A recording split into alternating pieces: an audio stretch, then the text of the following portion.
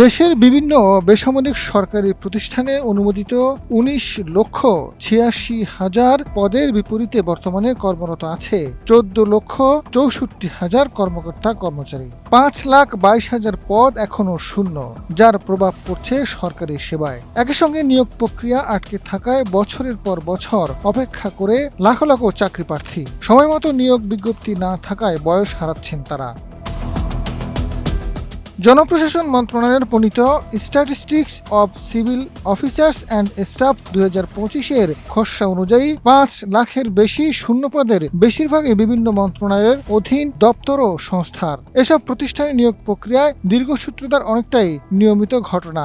অনেক ক্ষেত্রে নিয়োগ সংক্রান্ত বিরোধ আদালতে গড়ালেও তা বছরের পর বছর ঝুলে থাকে। জ্যেষ্ঠতা সংক্রান্ত মামলার কারণে গত ১৭ বছরে দেশের ৩৪,৫০০টি সরকারি প্রাথমিক বিদ্যালয়ে প্রধান শিক্ষকের পদ শূন্য রয়েছে।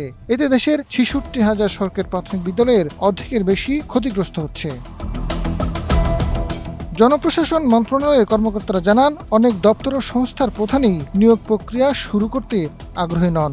এসব প্রতিষ্ঠানের প্রধানরা সাধারণত অতিরিক্ত সচিব পদমর্যাদার কর্মকর্তা। তাদের অনেকেই সচিব পদে পদোন্নতির বিষয়টিকেই বেশি গুরুত্ব দেন, অথচ নিয়োগ প্রক্রিয়ায় নানা ধরনের তদবির ও চাপ সামলাতে হয়। ফলে তারা এ ধরনের ঝামেলা যেতে চান না। অনেক প্রতিষ্ঠান নিয়মিত নিয়োগের পরিবর্তে চুক্তিভিত্তিক কর্মী নিয়োগ করে কাজ চালায়। এতে নিয়োগ প্রক্রিয়া এড়িয়ে দ্রুত নিজেদের পছন্দের লোক নিয়োগ দেওয়ার সুযোগ থাকে। বিষয়টি নিয়ে জনপ্রশাসন মন্ত্রী মোহাম্মদ আব্দুল বারী জানান, সরকার শূন্য পদ পূরণ ও কর্মসংস্থান সৃষ্টি দুই বিষয়ে গুরুত্ব দিয়ে কাজ করছে। সরকারি প্রতিষ্ঠানে শূন্য পদে নিয়োগের যে দীর্ঘসূত্রিতা রয়েছে তা কমাতে কার্যকর উপায়ও খুঁজে দেখা হচ্ছে।